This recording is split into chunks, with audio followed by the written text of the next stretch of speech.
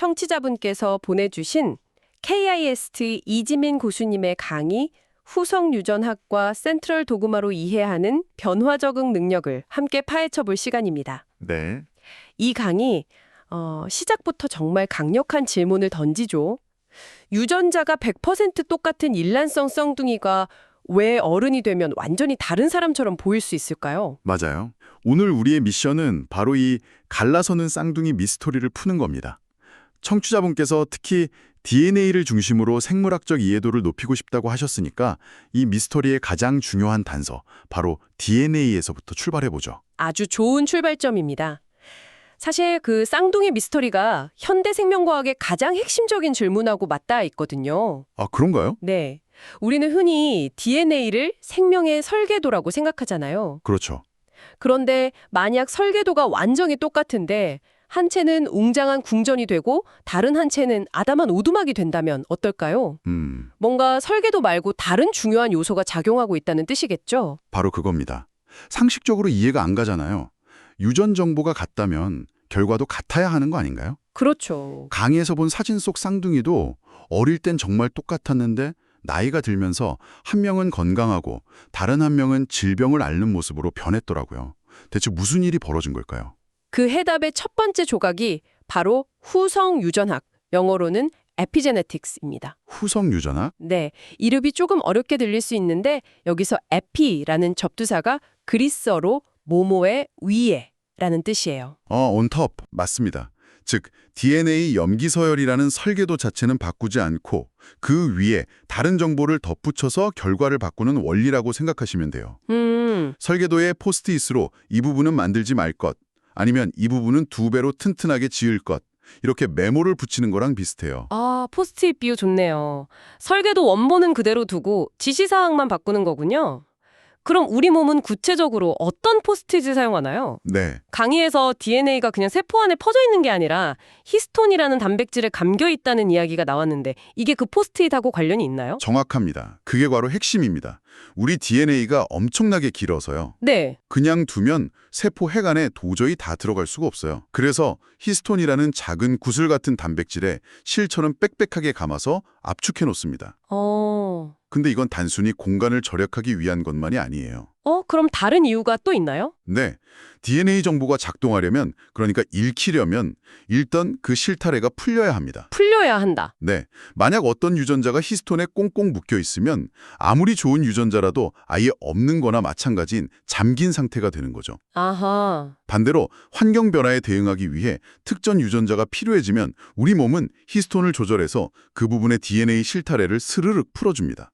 그러면 비로소 유전자가 활성화돼서 작동을 시작할 수 있게 돼요.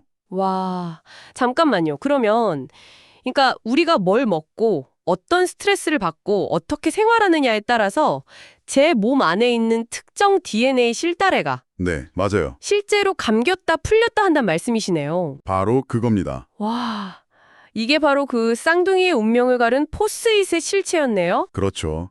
이 실타래를 조절하는 방식은 크게 3가지로 나눌 수 있어요. 첫 번째는 방금 이야기한 히스톤 변형입니다. 히스톤 단백질에 여러 화학 물질이 붙었다 떨어지면서 실타래의 강도를 조절하는 거죠. 네. 두 번째는 더 직접적인 방식인 DNA 메틸화인데요. 이건 DNA 염기서열에 메틸기라는 자물쇠를 아예 채워버리는 거예요. 자물쇠요? 네. 한번 잠기면 아주 오랫동안 그 유전자는 꺼져 있게 됩니다. 암세포에서 정상적인 세포 활동을 억제하는 유전자가 이런 식으로 잠겨 있는 경우가 많아요. 그렇군요. 그럼 마지막 세 번째는 뭔가요? 마지막은 비부호화 RNA, 넌코딩 RNA라는 플레이어입니다. 이 친구는 단백질을 만드는 설계 정보는 없지만 다른 유전자가 작동하는 걸 방해하거나 돕는 조절자 역할을 해요. 오케스트라의 지휘자처럼요? 맞아요. 전체적인 유전자 발현의 하모니를 조율하는 거죠. 이 3가지 메커니즘이 복합적으로 작용하면서 똑같은 DNA를 가진 쌍둥이라도 전혀 다른 생명 현상을 보이게 만드는 겁니다. 알겠습니다. 후성 유전학이 어떤 유전자를 읽을지, 즉 대본의 어떤 페이지를 펼칠지 결정하는 거군요. 쌍둥이 미스터리의 절반은 풀린 것 같아요. 네, 그렇죠. 그럼 일단 페이지가 펼쳐졌다고 해보죠. 그 DNA에 적힌 글자들이 어떻게 우리 몸을 이루는 실제 단백질, 즉 배우의 연기가 되는 건가요? 여기서 생물학의 대원칙이라는 센트럴 도그마가 등장하는 거죠. 맞습니다. 이제 무대에 막이 오를 시간이죠. 센트럴 도그마는 DNA 정보가 RNA를 거쳐 단백질로 흐른다는 생명의 중심 원리입니다. 이 과정을 강의에서는 두 단계로 아주 명쾌하게 설명했죠. 전사와 번역입니다. 잔사 번역. 용어가 조금 헷갈리는데 왜 그냥 복사, 제작이라고 안 하고 굳이 이렇게 부르는 특별한 이유가 있나요? 아주 좋은 질문입니다. 그 용어에 핵심 원리가 담겨 있어요. 먼저 전사는 핵 안에 있는 DNA 원본 설계도를 RNA라는 사본으로 베껴 쓰는 과정입니다. 아, 베껴 쓴다. 중요한 건 DNA와 RNA 모두 AT주시, RNA는 U라는 핵산 언어를 사용한다는 점이죠. 같은 언어 안에서 내용을 옮겨 적는 거니까 베껴 쓴다, 즉 전사라고 부르는 겁니다. 도서관에서 희귀 고서를 필사하는 것과 같아요. 아하. 그럼 번역은 다른 언어로 바꾼다는 뜻이겠네요. 정확합니다. 전사를 통해 만들어진 RNA 사본은 이제 핵 밖으로 나갑니다. 그리고 세포질에 있는 리보솜이라는 단백질 공장에서 이 RNA 정보를 읽어서 단백질을 만들어내죠. 네. 그런데 이 과정은 핵산, 그러니까 ATGCU라는 언어를 20종류의 아미노산이라는 완전히 다른 언어로 바꾸는 작업입니다. 그래서 번역이라고 부르는 거고요. 와. 이 언어의 차이를 이해하는 게 센트럴 도그마를 이해하는 핵심입니다. 그런데 들으면 들을수록 궁금한 게 생기네요. 그게 좀 비효율적으로 들리는데요. 비효율적이요? 네. 중간에 RNA라는 단계를 굳이 하나 더 두는 거잖아요. 실수할 가능성만 높아지는 거 아닌가요? 왜 그냥 DNA에서 바로 단백질을 만들지 않는 거죠? 오히려 그 반대입니다. 그 비효율적으로 보이는 중간 단계가 사실은 실수를 걸러내는 아주 중요한 품질 관리 시스템이거든요. 품질 관리요? 네, 생각해보세요.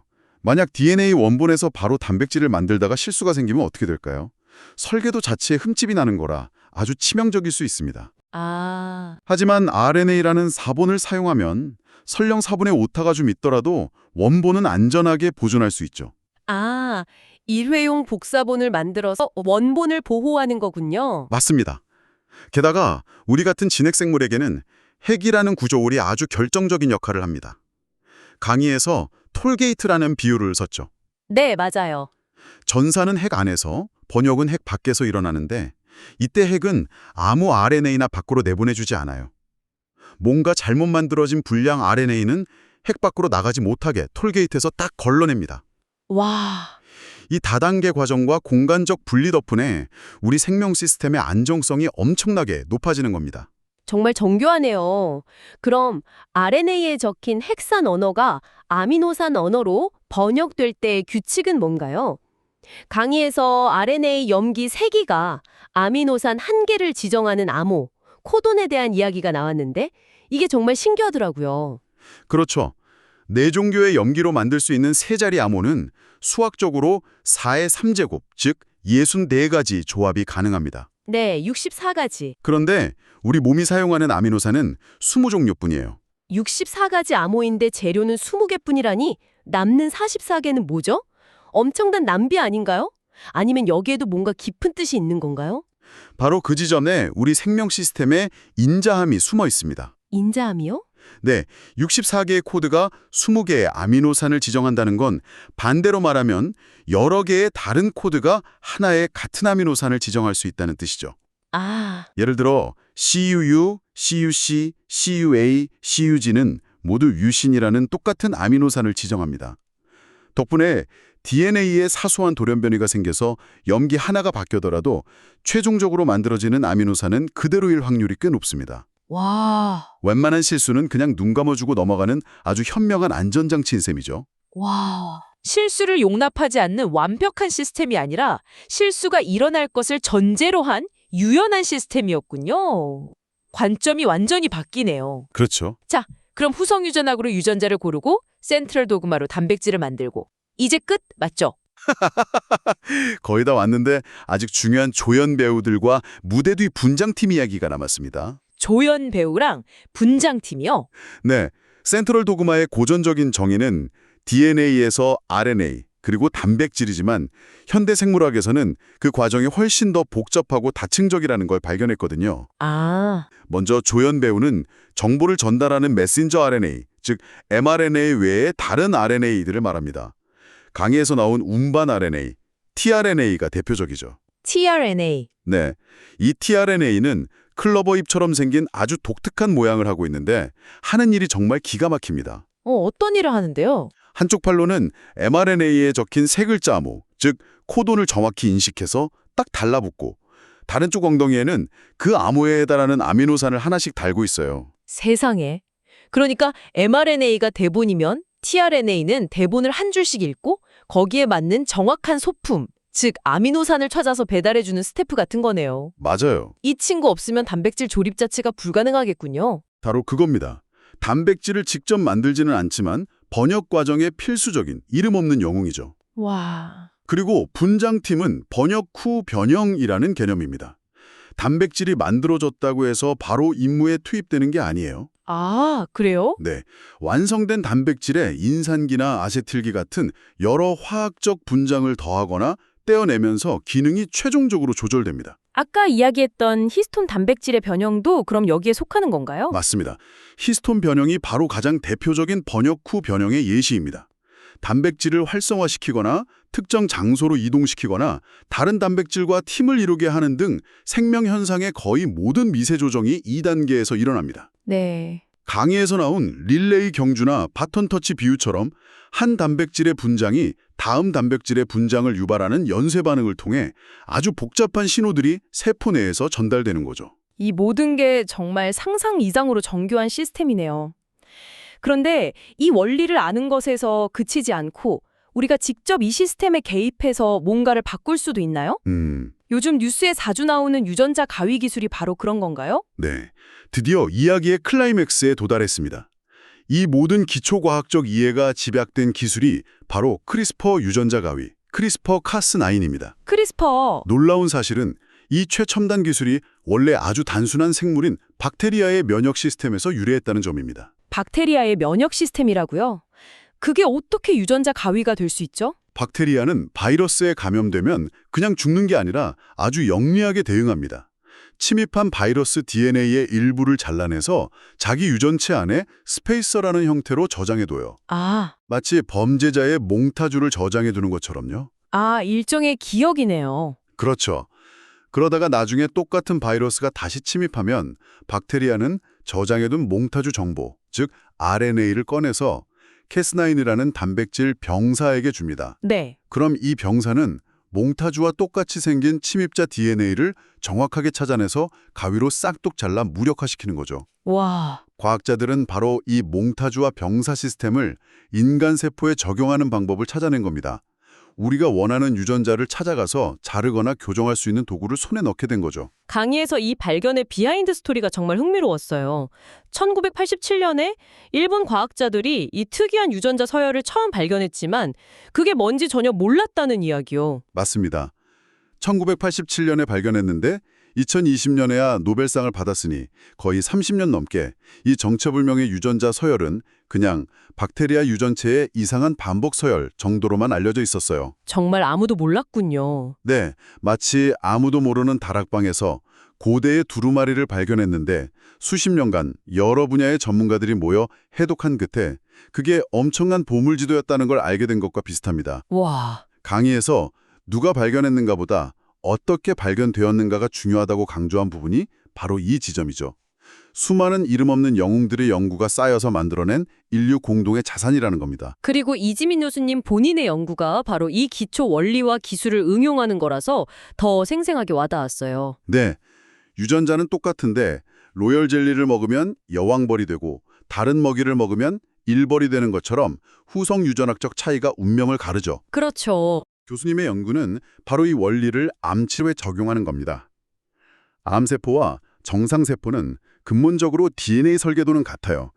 하지만 그 설계도를 읽는 방식, 즉 후성 유전학적 포스트잇 메모가 다릅니다. 아, 교수님 연구팀은 바로 그 차이점을 유전자 가위가 정밀하게 인식해서 정상세포는 건드리지 않고 암세포만 찾아 공격하도록 만드는 치료법을 개발하고 있는 겁니다. 와. 그럼 결국 다시 후성 유전학으로 돌아오는 거네요. 오늘 우리가 이야기 나눴던 모든 개념이 하나로 합쳐지는 순간인데요. 맞습니다. 일란성 쌍둥이의 운명을 갈랐던 그 후성 유전학적 사이가 이제는 암세포와 정상세포를 구분하는 표적이 되고 그 표적을 공격하는 무기가 바로 박테리아에서 빌려온 유전자 가위라는 거군요. 바로 그겁니다. 미스테리에서 시작해서 치료법으로 끝나는 완벽한 이야기네요. 기초과학의 힘이 바로 이런 거죠. 아주 근본적인 질문에 대한 답을 찾아가는 과정에서 얻은 지식이 결국 인류의 삶을 바꾸는 기술로 이어지는 겁니다. 오늘 이야기를 쭉 따라오다 보니 처음에 가졌던 생각이 완전히 뒤집혔습니다.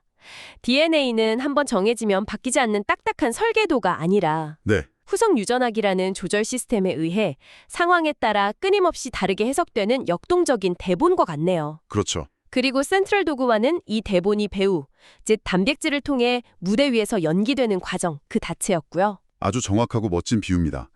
후성유전학적 조절을 통해 어떤 대본을 읽을지 결정하고 센트럴 도그마를 통해 그 정보가 구현되고 마지막으로 번역 후 변형을 통해 배우의 연기를 미세 조정하는 것까지. 네. 이 모든 복잡하고 정교한 단계들이 모여서 우리 생명체가 변화무쌍한 환경에 적응하며 살아갈 수 있는 힘이 되는 겁니다. 와. 그리고 이제 우리는 유전자 가위라는 강력한 도구로 이 대본을 직접 수정할 수 있는 시대의 문턱에 서 있습니다. 대본을 수정하는 시대라니 정말 엄청난 변화네요. 네, 여기서 청취자분께 마지막으로 정말 흥미로운 질문을 하나 던지면서 마무리하고 싶습니다. 어떤 질문인가요? 강의에서는 기존의 ATGC라는 4개의 유전 암호 외에 과학자들이 인공적으로 X와 Y라는 새로운 염기를 만들어 유전 암호를 6개로 확장하려는 시도도 언급되었습니다. 아, 네, 기억납니다. 만약 우리가 생명의 기본 언어, 이 4글자 알파벳을 6개로 늘리고 자연계에 존재하지 않는 완전히 새로운 단백질을 만들어낼 수 있게 된다면 어떨까요?